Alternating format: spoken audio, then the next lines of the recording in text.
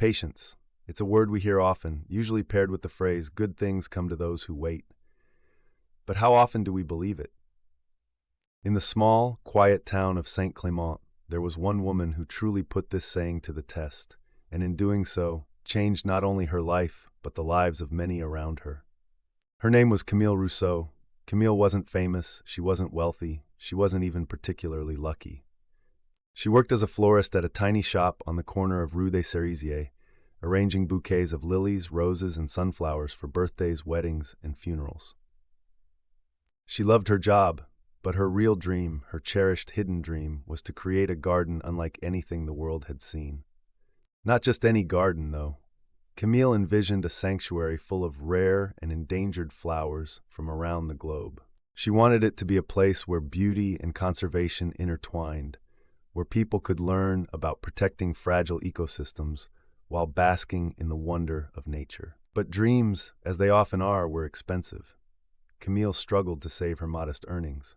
Week after week, she'd stash away a few euros, hoping one day she could afford the land, seeds, tools, and permits necessary for her vision. And week after week, it seemed as though her goal grew further away. Bills piled up, unexpected expenses drained her savings, and St. Clement's economy wasn't exactly booming.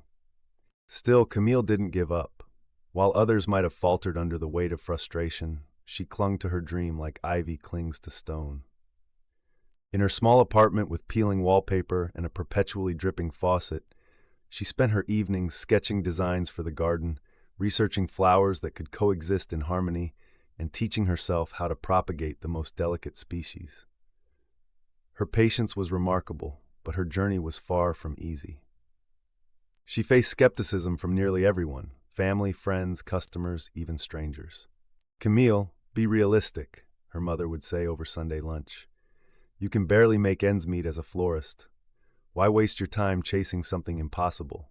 Her best friend, Sophie, wasn't much more encouraging. "I love you, Camille, but dreams like that are for people with investors and connections, not for people like us." Even the elderly lady who ran the bakery across the street had her doubts. "Oh, mon chouette, don't chase clouds," she'd mutter kindly while handing Camille her morning croissant. But Camille didn't let their words deter her. She had learned that patience is not just about waiting, it's about perseverance, about holding on to hope even when the world says to let go. Every time she tied a ribbon around a bouquet in her shop, she imagined the flowers she'd plant in her garden. Every euro she tucked into her savings jar felt like one step closer to her dream. Then one year, her fourth year of saving, something changed. That spring, Saint Clément began hosting its annual Festival de Fleurs, a bustling celebration filled with flower parades, garden exhibits, and horticultural contests. Camille had taken part in the festival for years, selling fresh bouquets and small potted plants at a humble stall. But this year, she noticed something different. The municipality was hosting a major competition. The challenge? Submit a transformative, eco-conscious garden design. The prize? 10,000 euros and a plot of land for 3 years where the winner could execute their vision. Camille's heart raced as she read the announcement on the flyer. It felt like destiny, like fate was finally throwing her a line after years of waiting. But even as excitement bubbled inside her, doubt whispered in her ear. Could she compete against professional landscape architects? Would her design outshine those of competitors with degrees and fancy portfolios? She swallowed her fear. Patience isn't just about waiting, she reminded herself. It's about believing. She spent days refining her entry, perfecting every last detail. She drew inspiration from the sketches she'd created over years, crafting a concept that wove together aesthetics, education, and conservation. Her garden plan included interactive flower beds, shaded walkways, and information plaques teaching visitors about rare species. When the time came, Camille walked into the town hall and handed over her submission. Her hands shook as she placed the thick folder on the receptionist's desk. "Bonne chance," the woman said kindly. Camille nodded, praying silently that patience at last would be her ally. The waiting period dragged on like molasses. Weeks turned into months, each day feeling heavier than the last. Camille tried to distract herself with work, but every time the phone rang, her heart leapt with the hope that it might be the judge's calling.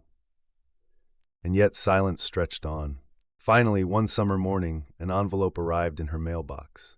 Camille stared at it for what felt like an eternity, her fingers trembling as she tore it open. Inside was a single sheet of paper bearing the town's insignia and one stunning sentence. Félicitations, Camille Rousseau. Your design has been selected as the winner of the Festival de Fleurs garden competition. Tears spilled down Camille's cheeks as she clutched the letter to her chest. After years of saving, dreaming, and fighting doubt, her patience had been rewarded. She had done it. The following months were a whirlwind. Camille worked tirelessly to bring her design to life, transforming the vacant plot of land into the sanctuary she had always envisioned. Volunteers from the community pitched in, inspired by her perseverance and her passion for preserving endangered species.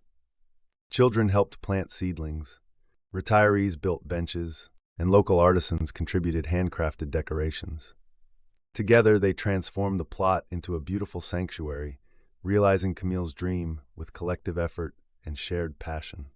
When the garden officially opened in spring, it was nothing short of magical. Visitors flocked from nearby towns and cities, marveling at the kaleidoscope of colors and the intricate design.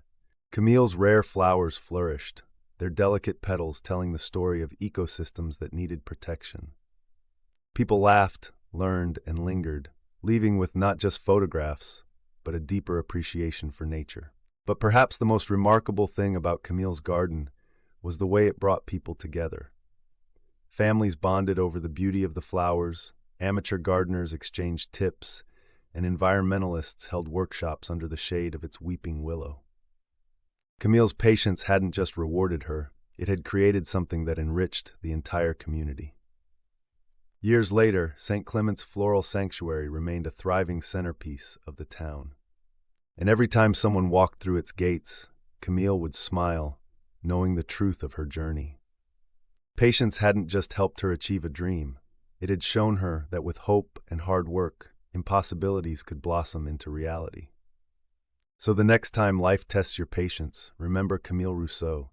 Remember the florist who spent years pursuing a wild, improbable dream, and how persistence turned her waiting into a beautiful reward.